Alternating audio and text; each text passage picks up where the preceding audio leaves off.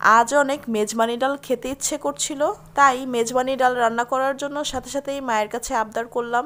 আবদার করার সাথে সাথেই মা রাজি হয়ে গেল। তাহলে চলুন আমার মা কিভাবে মেজবানি ডাল রান্না করে তাই দেখে আসি। মেজবানি ডাল রান্না করার জন্য মা এখানে বুটের ডাল নিয়েছে। এখানে মা আধা কেজি বুটের ডাল নিয়েছে। এই বুটের ডাল ভালোমতো ধুয়ে 30 মিনিট পানিতে ভিজিয়ে রাখবে। ডালগুলো 30 মিনিট ভিজিয়ে রাখার পর এখন পর্যাপ্ত পরিমাণ পানি দিয়ে ডালগুলোকে মোটামুটি সেদ্ধ করে নিতে হবে। প্রায় 70%-এর মতো ডালগুলো সেদ্ধ করে নিব। এই দিকে ডালগুলো সেদ্ধ হচ্ছে আর অন্যদিকে মা গরুর মাংস নামিয়ে নিয়েছে। মা এখানে 1 কেজি 200 গ্রাম মাংস নিয়েছে। যেহেতু হুট করেই মায়ের কাছে আবদার করলাম, তাই ফ্রিজে যতটুকু মাংস ছিল ততটুকু মাংস দিয়েই আজকে মেজবানি ডাল রান্না করবে। এই মাংসগুলো এখন ছোট ছোট পিস করে কেটে ভালোমতো ধুয়ে নিয়েছি। এরপরে রান্নার কড়াইয়ে মাংসগুলো দিয়ে এর মধ্যে একে একে সব মশলা দিয়ে দিব। প্রথমেই দিয়ে দিচ্ছি পেঁয়াজ কুচি, বেশ ভালো পরিমাণে পেঁয়াজ কুচি দিয়ে দিবেন। এরপরে দিয়ে দিব 4 টেবিল চামচ আদা রসুন বাটা। এরপরে দিয়ে দিব 2 টেবিল চামচ হলুদের গুঁড়ো। তারপরে দিয়ে দিব 2 টেবিল চামচ মরিচের গুঁড়ো। এরপরে দিব স্বাদ মতো লবণ। এরপরে দিয়ে দিব 2 টেবিল চামচ শাহি গরম মশলার গুঁড়া।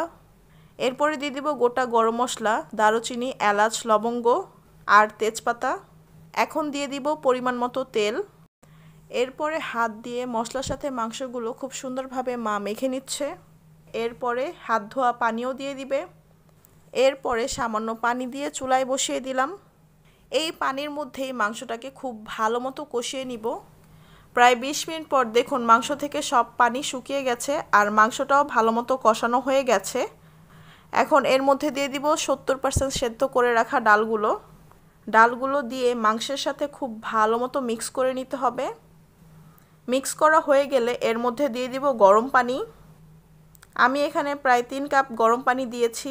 এই পানির মধ্যেই ডাল মাংস খুব ভালো মতো সেদ্ধ হয়ে যাবে আর আপনারা আপনাদের পছন্দ মতো ঝোলও রাখতে পারবেন। পানি দিয়ে প্রায় 20 মিনিট রান্না করেছি।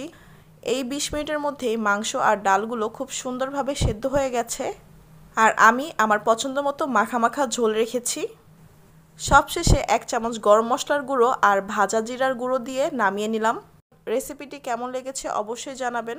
আমার মায়ের রেসিপিতে আপনারা মেজবানি ডাল রান্না করে দেখবেন। এটা খেতে জাস্ট ওয়াও হয়, অনেক সুস্বাদু, অনেক মজাদার হয়।